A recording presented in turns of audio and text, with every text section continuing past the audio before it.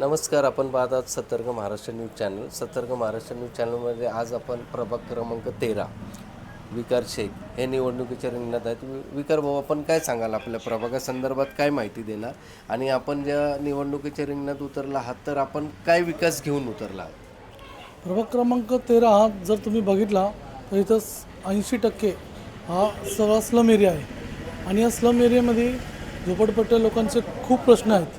जसे की तुम्ही बघत असाल ड्रेनेज पाईपलाईन हे सगळंच लोक करतात, पण माझं विजन आहे की इथं नशामुक्ती व्हायला पाहिजे.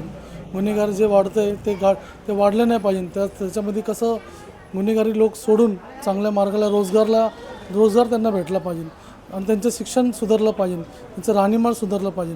हे माझं विजन आहे आणि मी हे करण्यामध्ये मी लोकांना सांगतो आहे की मी युवक आहे आणि मला संधी द्या. मी खरंच तुमचं हे सगळ्या समस्या ड्रेनेज लाईन पाईपलाईन तर सगळेच लोक करत असतात, पण त्याच्या व्यतिरिक्त जर तुम्हाला तुमचा इतिहास प्रभागाचा तळागाळातला विकास करायचा असेल तर माझ्यासारख्या युवकाला संधी द्या.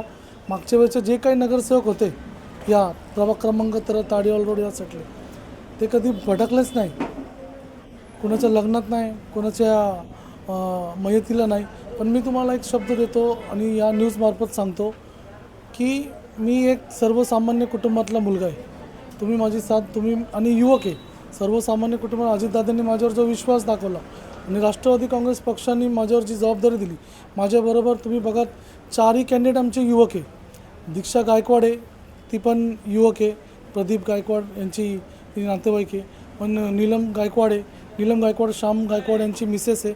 आणि तुम्ही बघाल की येरोड्यातली नगरसेविका श्वेता चव्हाण त्या पण सक्षम आहे, त्यांनी पण त्यांच्या प्रभागात चांगलं काम केलेलं आहे. तर हा सगळा समतोल तुम्ही बघितला तर हा प्रभाग खूप मोठा आहे. कसबा पेठ, ताडीवाला रोड